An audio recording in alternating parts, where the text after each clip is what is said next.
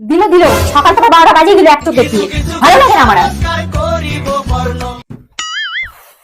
কাজকর্ম করে তোমাকে কতবার বলেছি না ঘরের সামনে জুতোগুলো রাখবে না ঘরে দরজা রেখে জুতো কেন হবে এই জন্য ঘরে লক্ষ্মী আসে না তুমি থাকলে আমার লক্ষ্মী আসবে কি কি বলো তুমি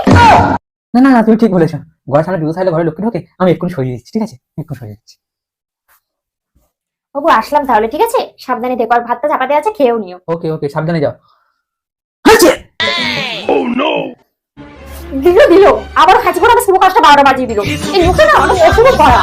ভালো লাগে না স্যার ভাত